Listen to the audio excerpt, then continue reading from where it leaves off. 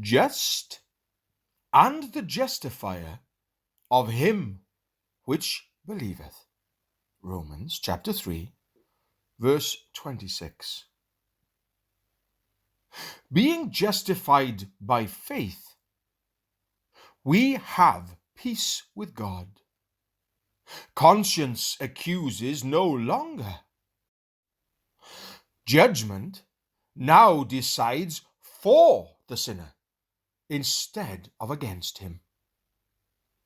Memory looks back upon past sins with deep sorrow for the sin, but yet with no dread of any penalty to come. For Christ has paid the debt of his people to the last jot and tittle, and received the divine receipt. And unless God can be so unjust as to demand double payment for one debt, no soul for whom Jesus died as a substitute can ever be cast into hell. It seems to be one of the very principles of our enlightened nature to believe that God is just. We feel that it must be so, and this gives us our terror at first. But is it not marvelous that this very same belief that God is just becomes afterwards the pillar of our confidence and peace? If God be just, I, a sinner, alone and without a substitute, must be punished. But Jesus stands in my stead and is punished for me. And now, if God be just, I, a sinner, standing in Christ, can never be punished. God must change his nature before one soul for whom Jesus was a substitute can ever by any possibility suffer the lash of the law.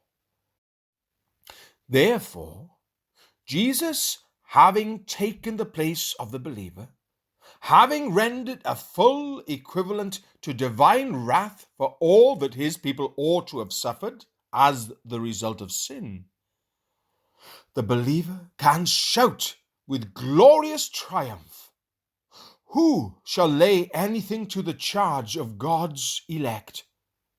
Not God, for he hath justified. Not Christ, for he hath died, yea, rather, hath risen again."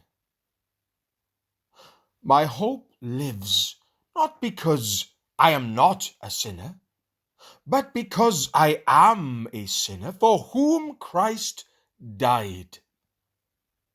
My trust is not that I am holy, but that, being unholy, he is my righteousness. My faith rests not upon what I am, or shall be, or feel, or know, but in what Christ is, in what he has done, and in what he is now doing for me.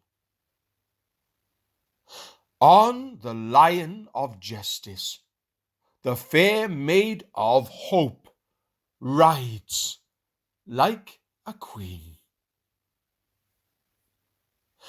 Just and the justifier of him which believeth.